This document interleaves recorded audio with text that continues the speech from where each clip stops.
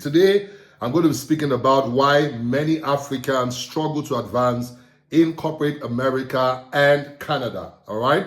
And what I'll be sharing today will be very useful, very practical for you.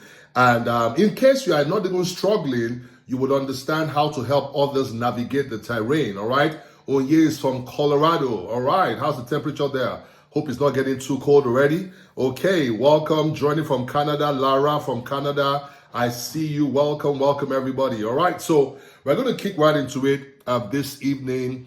And before I start, obviously, there's no way that I can teach in 45 minutes, but I can tell you something that I'm doing. I live in Dallas, Texas. I've been in America now for 4 years. And one of the things that I have initially unconsciously done, but now very consciously done, is that I've spent a lot of time speaking to working professionals, particularly people of African descent in America and in Canada, all right? And I can tell you for real that there's something going on that if we do not speak about, if we do not address, thank you, Oyinda joining from Canada, I see you. If we don't speak about, we don't address, we will not be able to, fully manifest everything that we have available and become all that we're meant to be in the workplace. I personally have a personal desire to see people at the top, all right? I love to see people who are executive directors in organizations, and managing director level, all right? I have friends in those spaces, and I can tell you that there's something that they know, and I'm going to be sharing that. Now, obviously, I can't finish all of it tonight.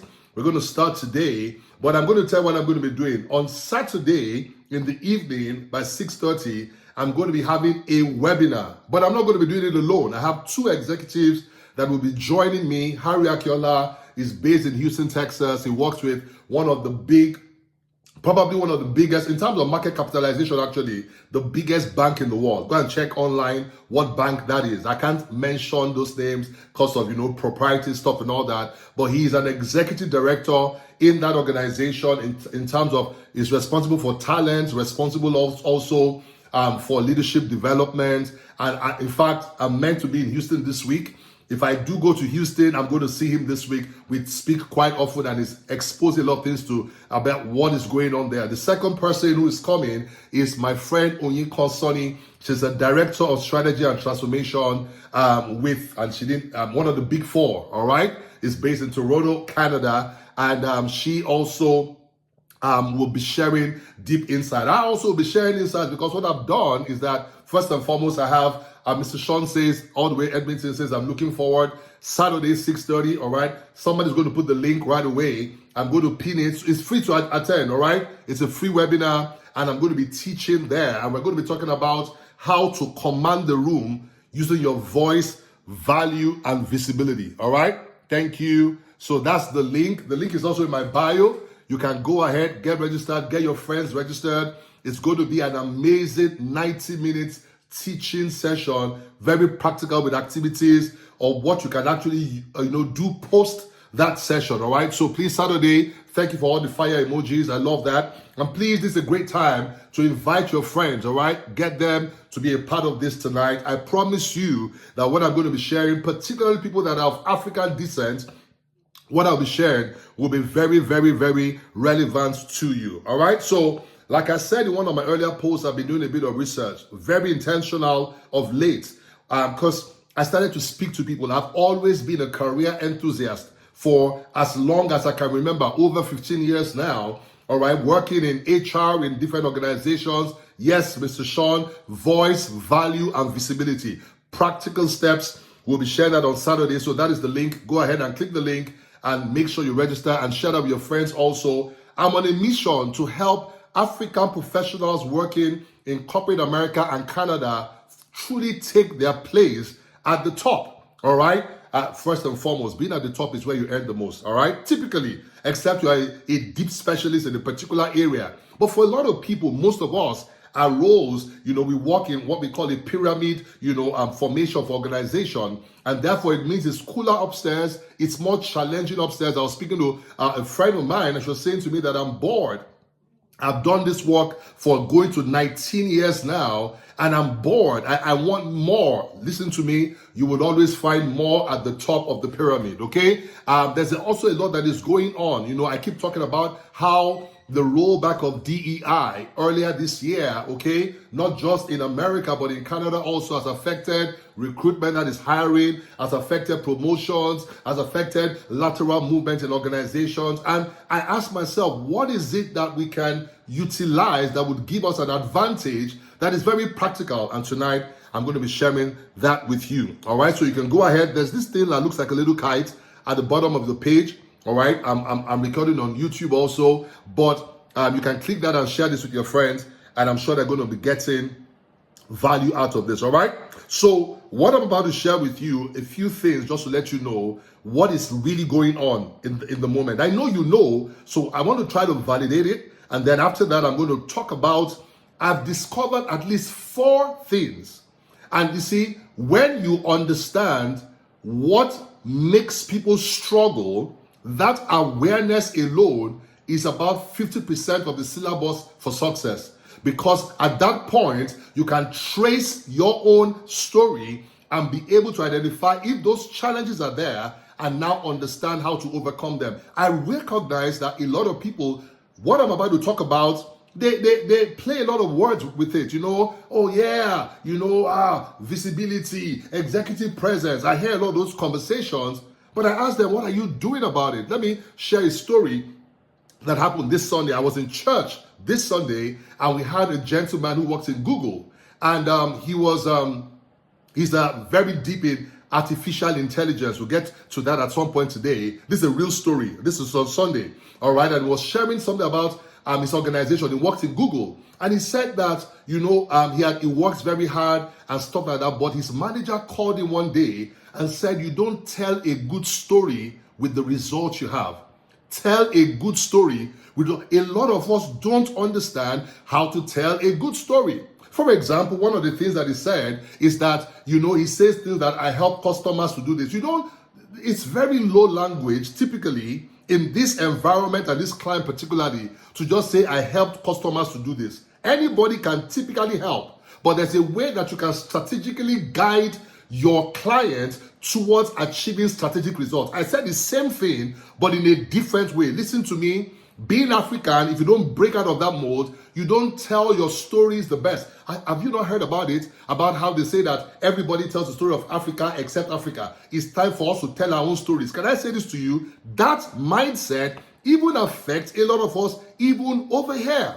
I run my business, so if I don't tell my story, I will have a story at the end of the day. So I've learned that, all right? And I interact with people in academia, people in the professional setting, in different settings, and the story is the same every single place that I am. So a few things to know. Number one, based on statistics, there's a declining number of people of color in senior and executive management.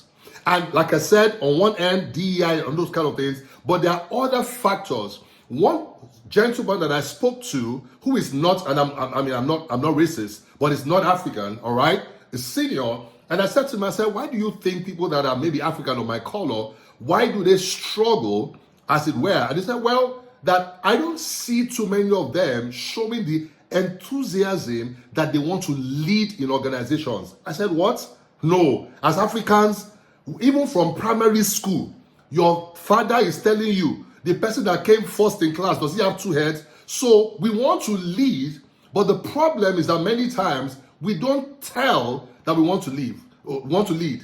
I recently finished a program, and one of the participants who is in the manufacturing industry here in Dallas shared a story about the fact that, you know, he's been working, he's doing amazing work at his organization, and what then happened was that his manager came and asked him and said, I want to ask you a question. Are you interested in becoming a senior leader? And he said, of course. That's why I've been working hard. He says, but you never told me.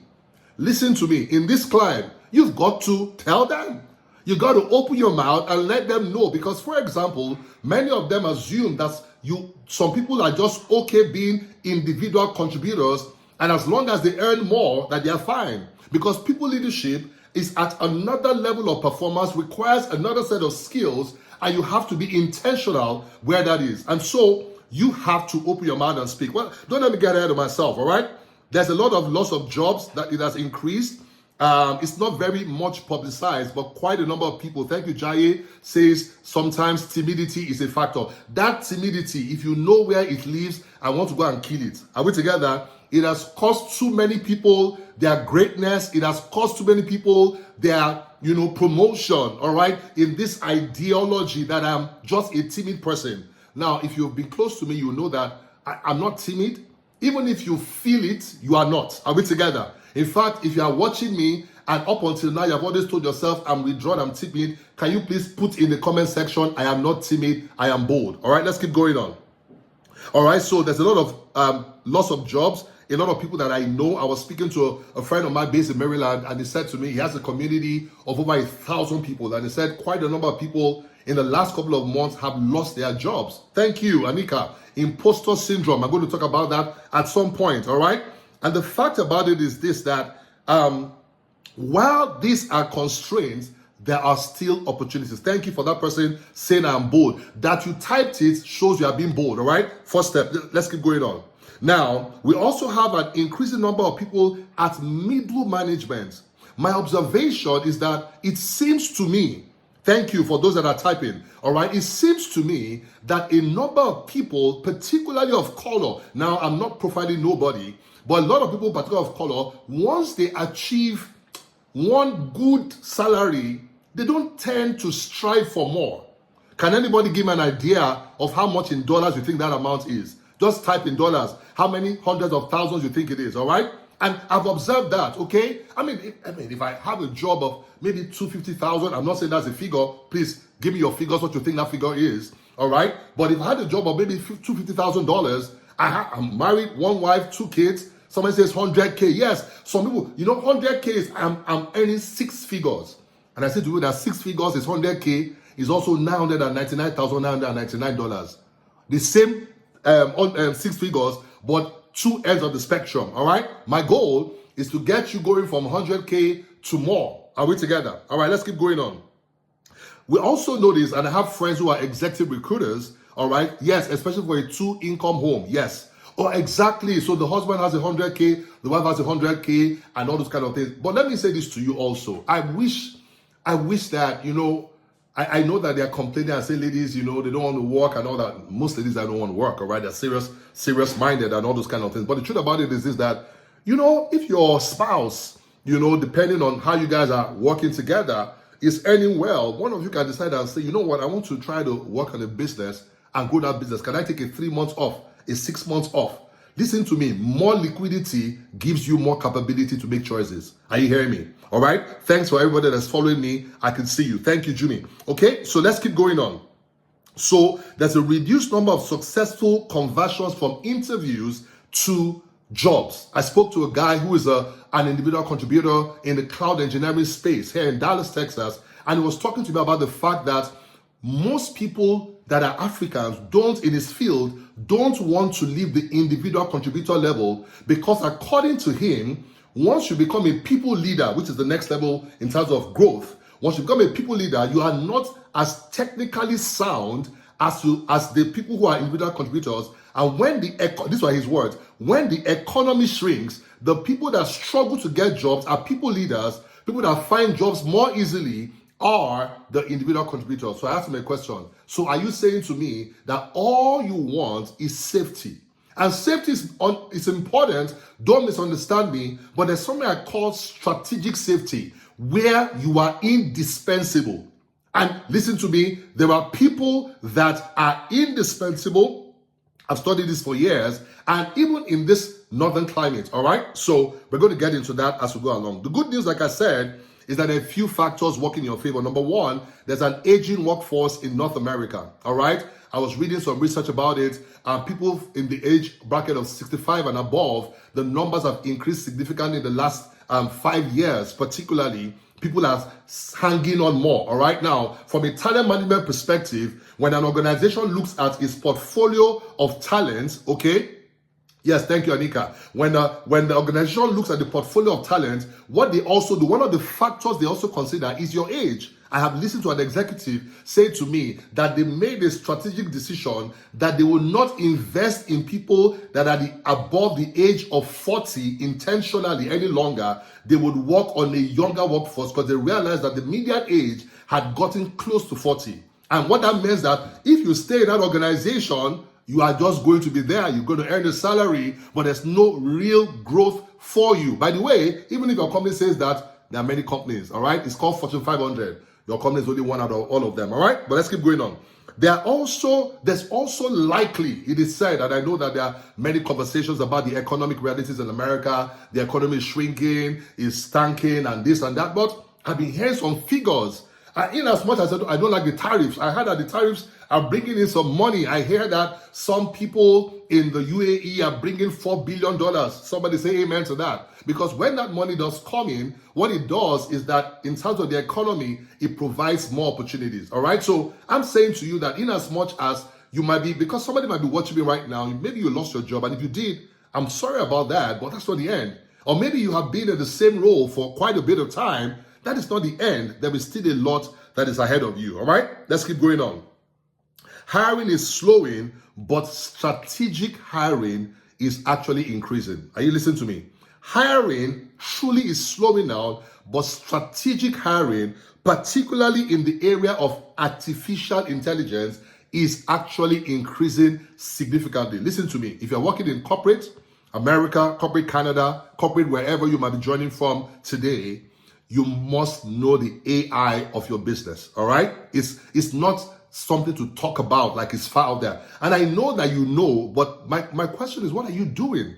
Are you doing anything in that regard? But I'm telling you that AI, for example, is one of them, but sometimes might be, in fact, I heard that recruitment is no longer just certification based, it is skill based. What's the difference? Everybody goes and does the certification. That's great. But the conversations and interviews today are more around the demonstration of the skills that the certification gives you. So I hear people say, oh, I've done my PMP, I've done my cybersecurity exam, I've done this, I've done that, and that's very good. Not at all. It's very good. But the challenge is, what did that enable you to do? So for example, in interviewing, your conversation shouldn't be about the technicalities of the role, but in terms of the value creation that you brought on the job. What I mean by that is that looking at the strategic objectives of your organization, what are you doing or what did you do that contributed to that strategic direction? All right.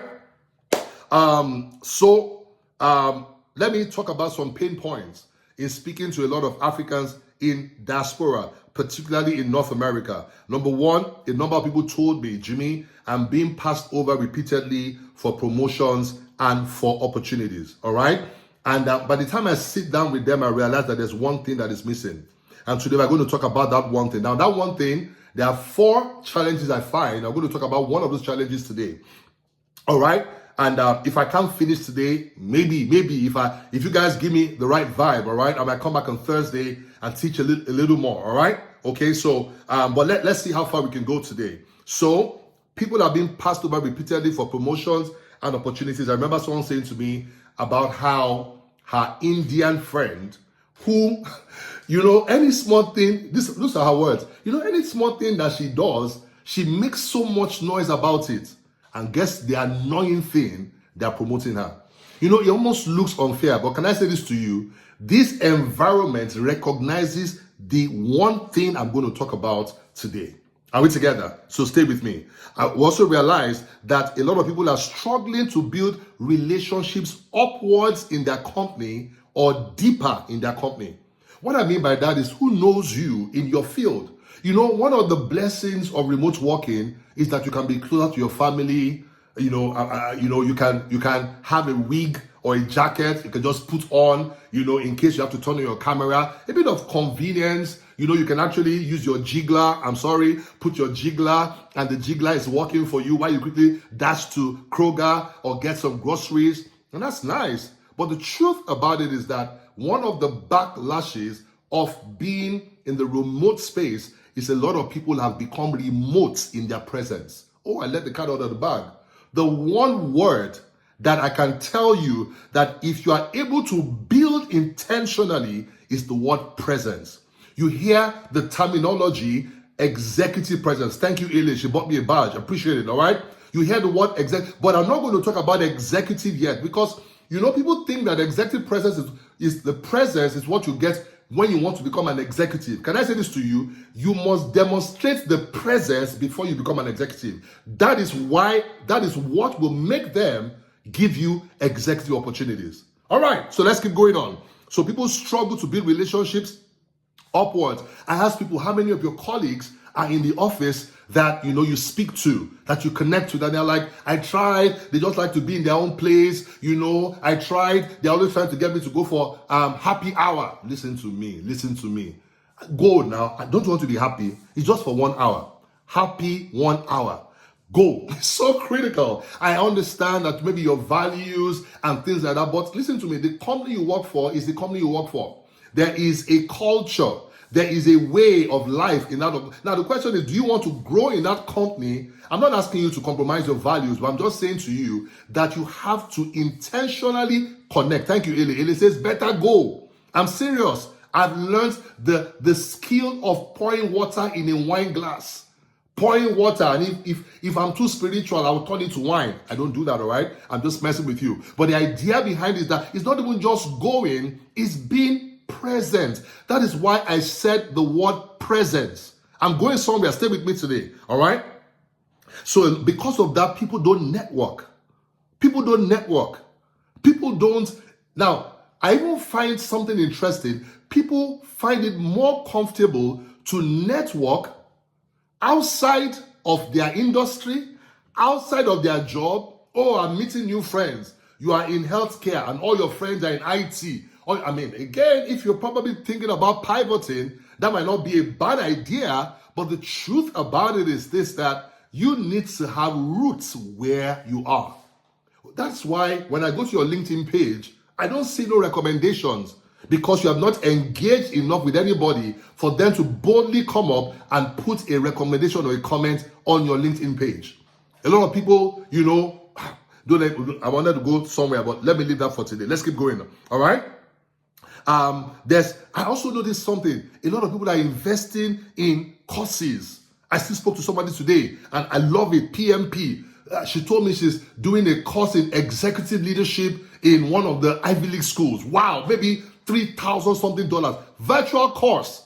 I'm saying this to you that it's great to get the knowledge, but the practice of the knowledge, something about being African can limit it. And I'm going to be talking about those challenges. Listen to me. The one word, and I want you to type this if you are with me today. The one word that I believe with all my heart, with all my brain, that can change the story of people that are in corporate America or corporate Canada is the word presence. And I use presence intentionally. The typical thing is to talk about executive presence. And the idea that we have is that, when we get to the top. No, you do it to get to the top. You have presence even if you are an analyst in your organization. You have presence even if you are a remote worker in your organization. Thank you. Presence. Listen to me. Now, everybody has presence, but the strength of your presence determines how much things in your environment work in your favor. A lot of times, people are, present. It's like when we're in high school. Jimmy Tewe, present. You are present, but the way that they note your presence? That you ask questions in class, that you make contributions in class.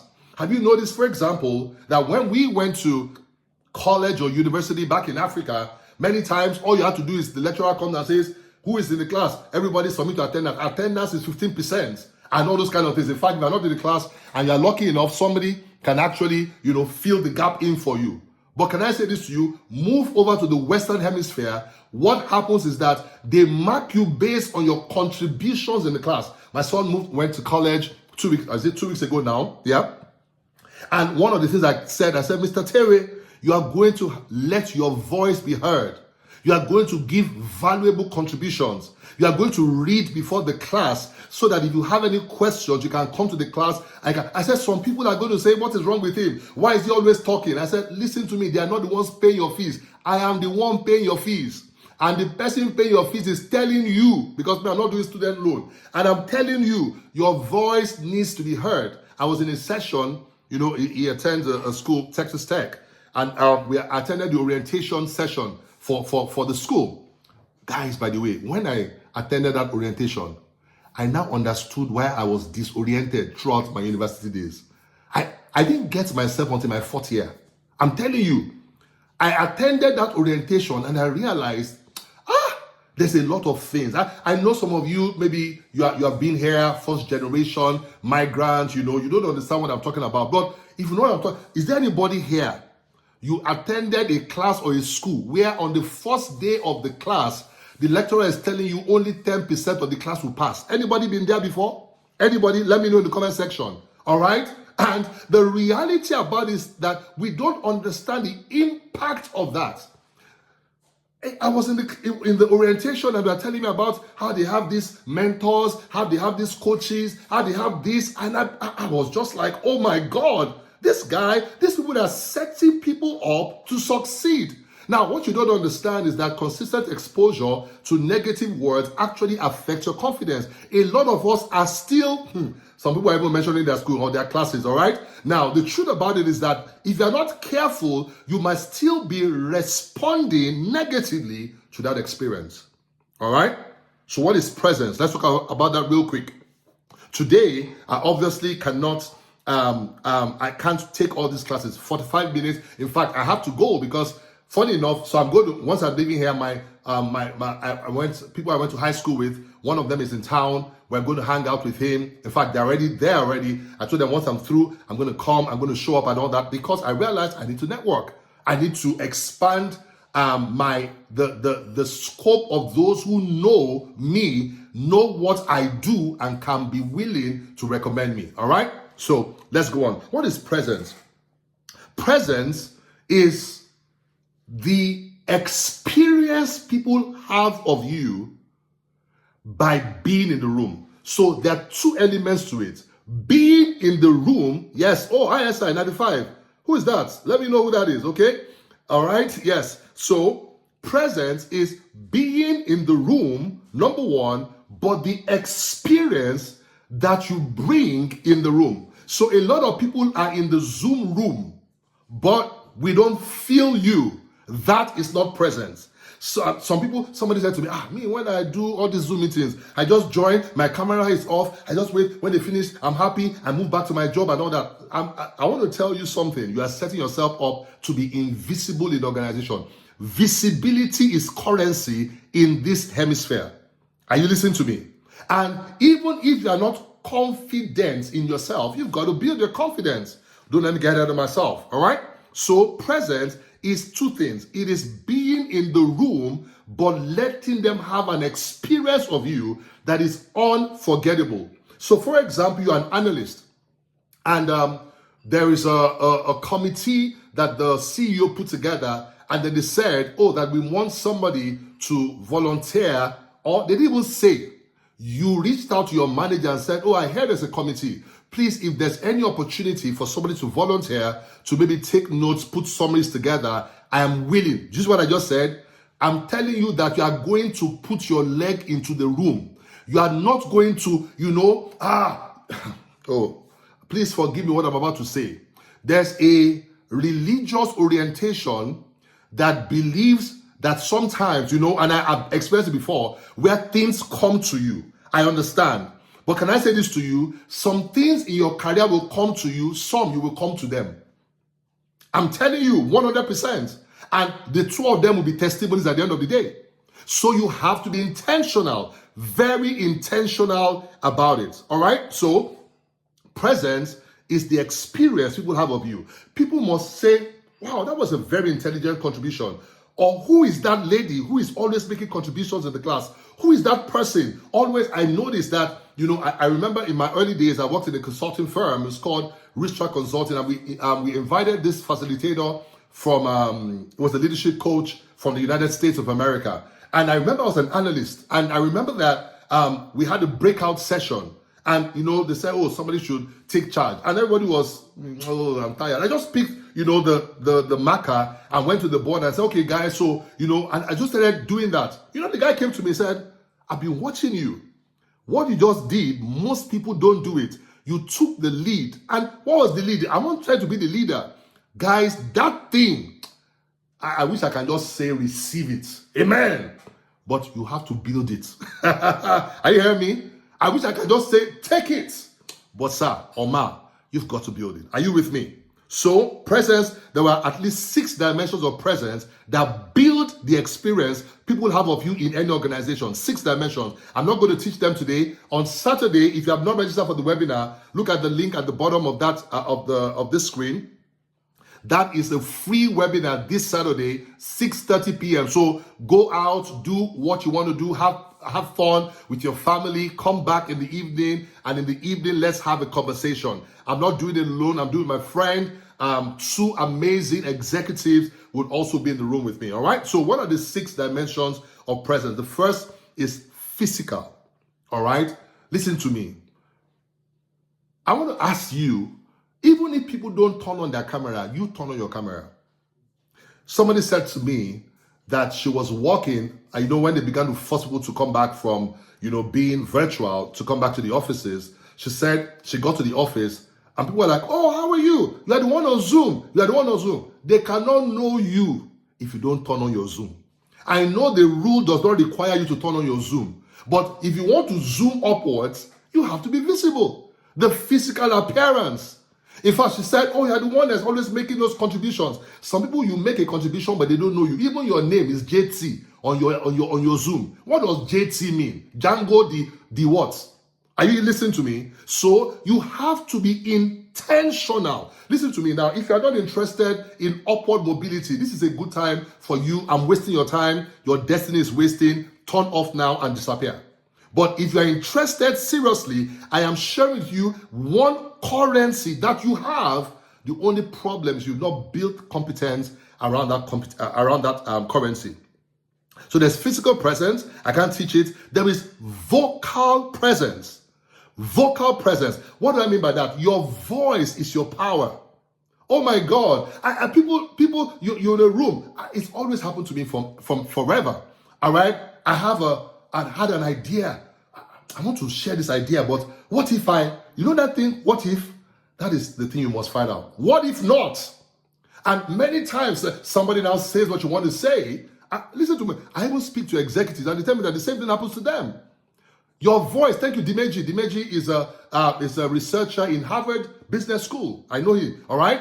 And he's telling you your voice must be heard. Now, there's an African problem. I'm going to get to that in a minute. And I can't, so I promise you, I can't finish today. I would finish on Thursday. And Nika says, what if it sounds silly? You can only be silly once. After that day, you will not be silly again.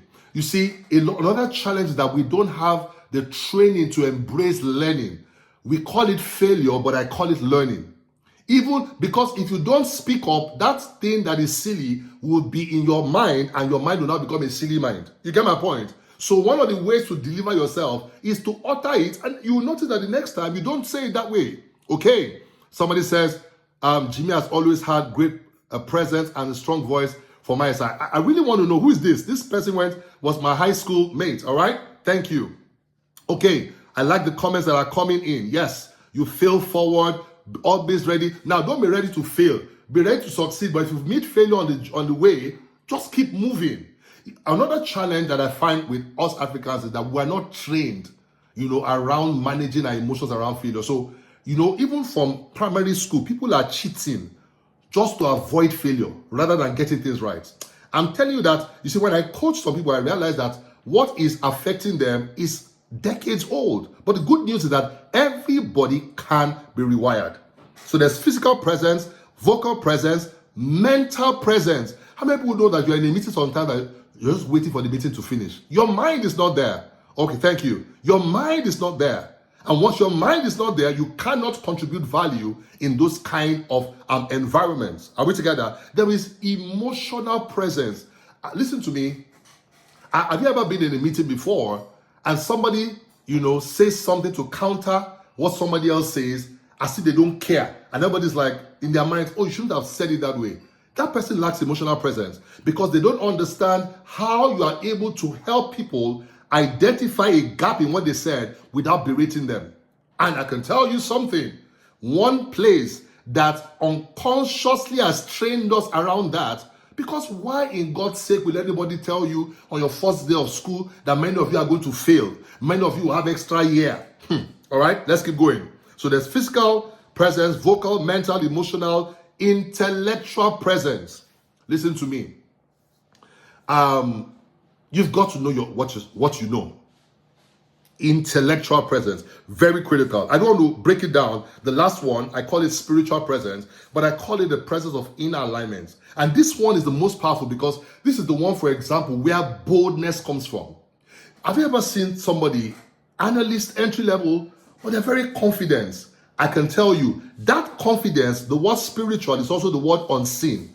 It's a tangible thing, even though you can't feel it, but it is there. It's an inner alignment where the perceived self is also the same as the expressed self. Oh, that's on Saturday. Please, I beg you, please register for this free webinar.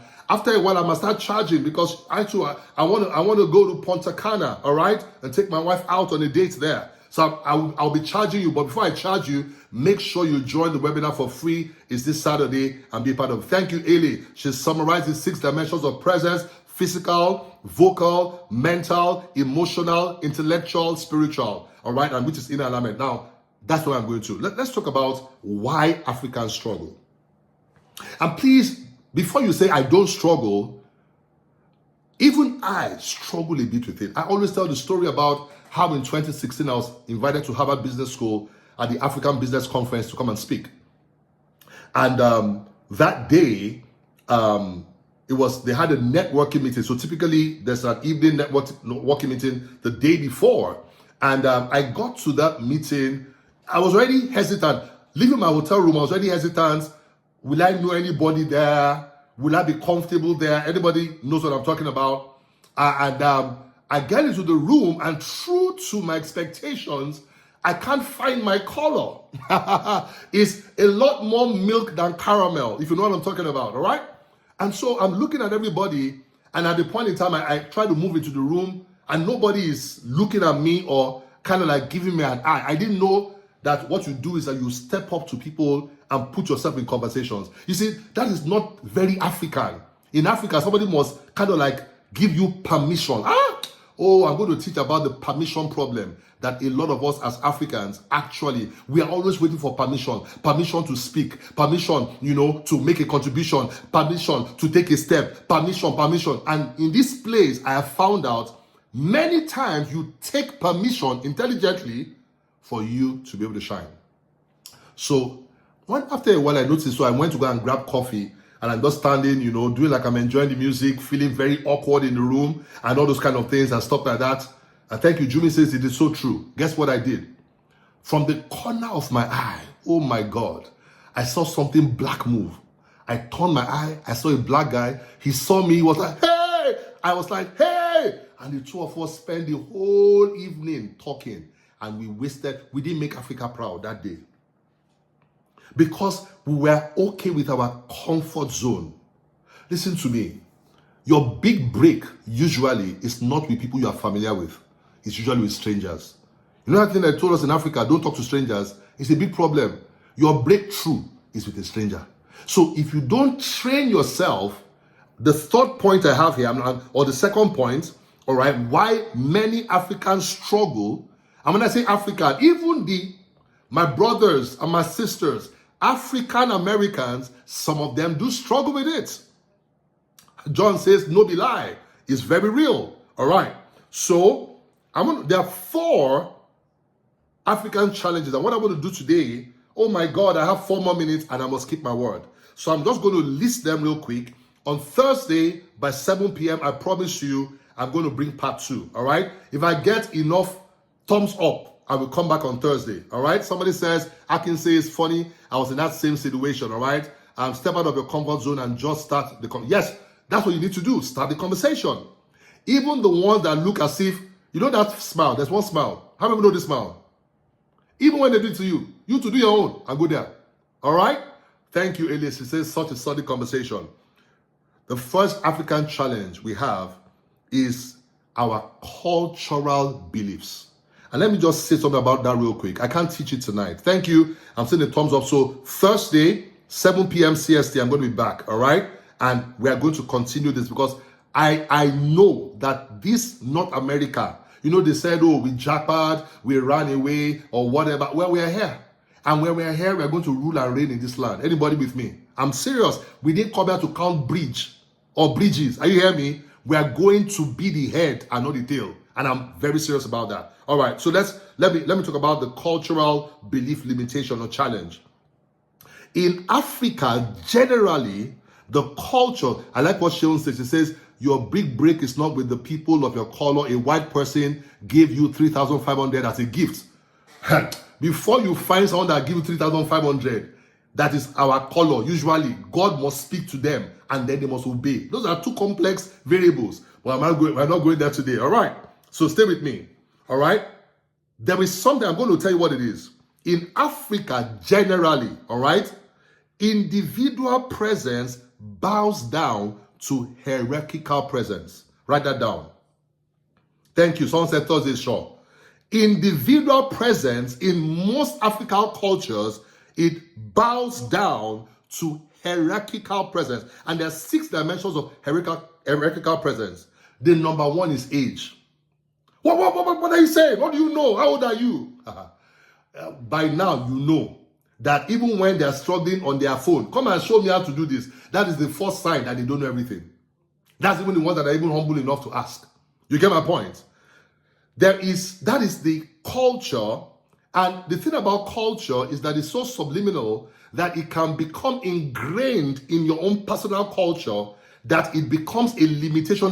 For example, people assume that when you get to a company, that you cannot speak to people above. But you know what I found out? If you have something of value, you can speak to the CEO. Oh, somebody says, Dr. Jimmy Tewe, please, I need the honorary degree. Yes, individual presence in African culture bows down to hierarchical culture. I can tell you that. I've observed that. And the problem is that if you carry that mindset, you won't speak in certain rooms. You have a contribution, you say, my mates are not here. My friend, human beings are there. Speak up. Speak boldly. Oh, but Jimmy, what if I make a mistake? Like I said, you can make a mistake once, you learn from that, you move on. Someone says, but what if it's fatal? Well, that's not the end of life. But typically, most times it's not. But let me continue. Elements like age. And can I say the funny thing to you? You know, I worked in Accenture in Nigeria many years ago, and we had a partner called Bode, and we struggled. We would get to work and we'll say, Mr. Bode. He would say, no, call me Bode. Someone that's older than my father. I should call you Bode. How would I call you Bode? As if your mother will flog you that don't you know whose child you are? You get my point? Like you lack respect, as it were. And that thing follows you. Can I say this to you? In this culture, in fact, if you look at employment policy, you are restricted from using age in recruitment. Age discrimination is discrimination. So that gives you an idea already that there's nobody you cannot talk to. But many times we want, now, of course, speak. The idea is to speak and give respect to everybody. Respect is what's required. Are you hearing me?